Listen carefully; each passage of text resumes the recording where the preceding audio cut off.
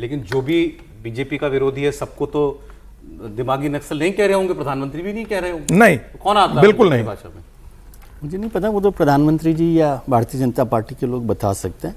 लेकिन मैं प्रधानमंत्री जी के भाषण पर एक बात कहना चाहता हूँ कि इसके अलावा, ये दिमागी नक्सल के अलावा, उनका मोटे तौर पे पूरा भाषण नॉन पॉलिटिकल था, है ना? और पूरा उन्होंने जो भी उनका प्लान है, सोच है, विजन है, उस सब पर बात की। जैन जी को लेकर भी जो बात की है, तो वो AI को लेकर बात की, 1 करोड़ बच्चों को ट्रेनिंग के लिए बात की। हालांकि मैं बार बार कहता हूँ कि हम AI में 20 साल पीछे रह गए हैं, है ना। लेकिन जिस दिन भी चले, जब जागे तब सवेरा वाली बात है। अब कोशिश करें, और उन सब बातों पर मैं समझता हूँ प्रधानमंत्री ने आज जितनी बातें कही है उसको लेकर, यदि पिछले 12 साल का एक्सपीरियंस करूं तो मैं कह रहा हूं कि एजुकेशन को लेकर ये सरकार बहुत सीरियस नहीं है एजुकेशन को लेकर। और मुझे इसलिए हैरानी होती है कि प्रधानमंत्री के जो प्लान्स हैं उसको लेकर सीरियस नहीं। जैसे इससे पहले का एक कौशल विकास का कार्यक्रम है, कौशल विकास का कार्यक्रम जितने % आप समझें वो फेल हो गया।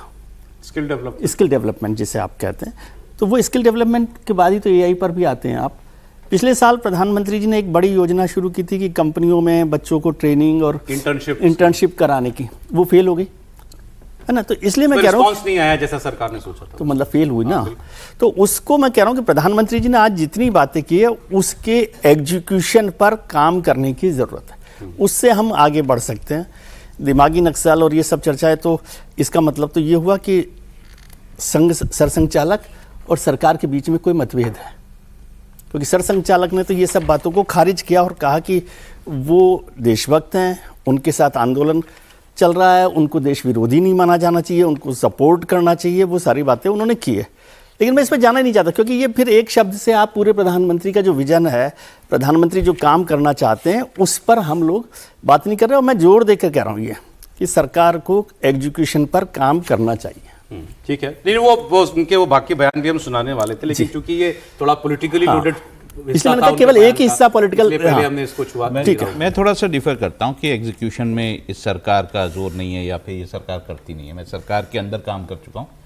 प्रधानमंत्री इतनी निटी-ग्रिटीज में जाते हैं कि अगर सपोज 1000 करोड़ रुपया किसी ने मांगा, ये मेरे सामने की बात है, तो 1000 करोड़ रुपया मांगा तो प्रधानमंत्री ये पूछते हैं बाकायदा PPT के फॉर्म में, बताइए कैसे इसको एग्जीक्यूट करेंगे। तो अगर यही बात है, अगर हम एग्जीक्यूशन में अच्छे नहीं होते या हम एग्जीक्यूट अच्छा नहीं कर रहे होते, तो क्या हम मोबाइल फ़ोन में जो प्रोडक्शन है उसमें भाई 12 साल में 33% उसका हमने बढ़ गए हैं उसमें। रेलवे अगर हम देखें तो 100% जो है इलेक्ट्रिफिकेशन हो गया है। अगर हम इलेक्ट्रॉनिक्स मैन्युफैक्चरिंग का देखें तो 13 लाख करोड़ इसकी मैन्युफैक्चरिंग हो रही है, 7 गुना। हाँ, तो मैं ये डिफेंस प्रोडक्शन में आप देख लीजिए, हम 55 फोल्ड अब एक्सपोर्ट कर रहे हैं पहले से।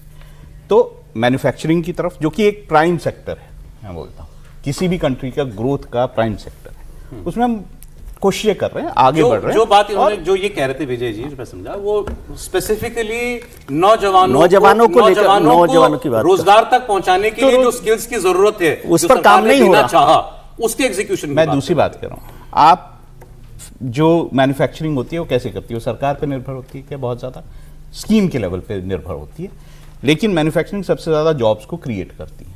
और जब मैन्युफैक्चरिंग में लोग जाते हैं तो वो खुद स्किल करते हैं, लोगों को, यंगस्टर्स को खुद स्किल करते हैं। फैक्ट्री में ये कोई ऐसा नहीं है कि आपने किसी IIT से समझ लिया और फैक्ट्री में चले गए, तो फैक्ट्री में आपको खुद सिखाया जाता है कैसे करना। ये तो आदर्श है, मैं ये बोल रहा हूँ, ये अभी भी सिखाया जाता है, नहीं अभी भी सिखाया जाता है। केवल यही नहीं, केवल मैन्युफैक्चरिंग सेक्टर में, मतलब IT का सेक्टर ही नहीं या इलेक्ट्रॉनिक्स का सेक्टर ही नहीं, कमोबेश हर सेक्टर में हमारे यहाँ यही आरोप लगाया जाता है। आप कभी इंडस्ट्री के लोगों से बात करके देखिए, वो ज्यादातर लोग ये कहेंगे कि बेरोजगारी की जो समस्या है वो ज्यादा इस वजह से है कि हमको स्किल्ड लोग नहीं मिलते काम के लिए।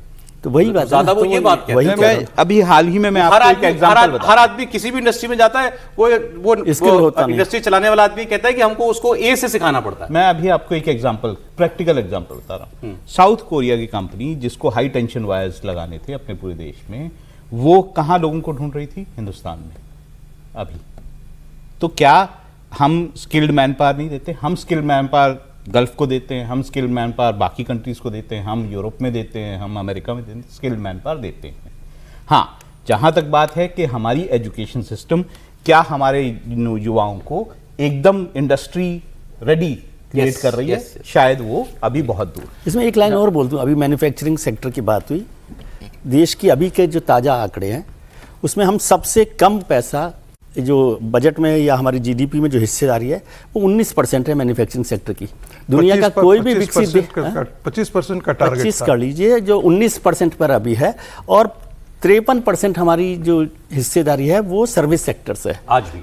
तो सर्विस सेक्टर से देश आगे नहीं बढ़ सकता, मैन्युफैक्चरिंग सेक्टर से आगे बढ़ता जो है आज जी। वो तो और इस पर ज्यादा काम दिया सर, हाँ। जब उन्होंने वो आज शक्ति के सप्तधारा की और बात की, इलेक्ट्रिफिकेशन पर प्रधानमंत्री ने कहा कि मैन्युफैक्चरिंग से 70% मैं आपको फिर इसका भी एक आंकड़ा देता हूं, मैं इसका भी एक आंकड़ा देता सर, वो जो बात आप कह रहे हैं वो प्रधानमंत्री उस बात को बखूबी जानते भी है और बता भी मैं तो रहे कह हैं। रहा हूं, मैं कि आप प्रधानमंत्री पर विकसित सवाल ही नहीं कर रहा, मैं कह रहा हूं प्रधानमंत्री का एग्जीक्यूशन जो लेवल है सरकार का 2047 तक या कभी भी बगैर मैन्युफैक्चरिंग को आगे बढ़ाए आप नहीं कर कर सकते। ये प्रधानमंत्री ने बड़ा साफ साफ कह दिया जब वो ये कहते हैं कि हमको केवल बाजार नहीं बनना है, हम केवल मार्केट नहीं है, मैन्युफैक्चरर बनना है। मैं आपको उसका भी एक आंकड़ा, एक छोटा सा आंकड़ा मैं देना चाहूंगा, एक छोटा सा आंकड़ा कि जहां तक हम कहते हैं कि हमें मैन्युफैक्चरर बनना है, इस वक्त भी मर्चेंडाइज एक्सपोर्ट जिसे हम कहते हैं नॉन पेट्रोलियम मर्चेंडाइज एक्सपोर्ट, हम जो है 37 लाख करोड़ का एक्सपोर्ट करते हैं और ये मल्टीफोल्ड बढ़ा है पिछले 10-12 सालों में।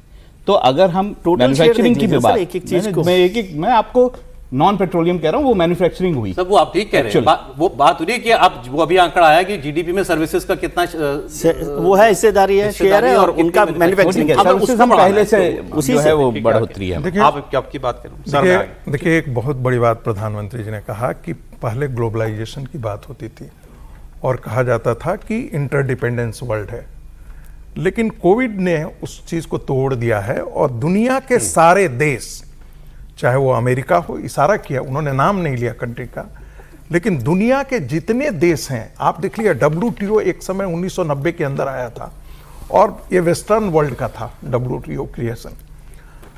उनको लगता था कि ग्लोबलाइजेशन में हमारी कंपनियां जो जाकर के थर्ड वर्ल्ड कंट्री में डाका डाल देगी, एक एम्पायर के तौर पर खड़ा हो जाएगी, और हम लोगों ने भी भारत के अंदर जो है वो स्वदेशी जागरण जो है वो मुद्दे लेकर के आए और स्वदेशी जागरण के मुद्दे के साथ लेफ्ट भी साथ आकर के खड़ा था।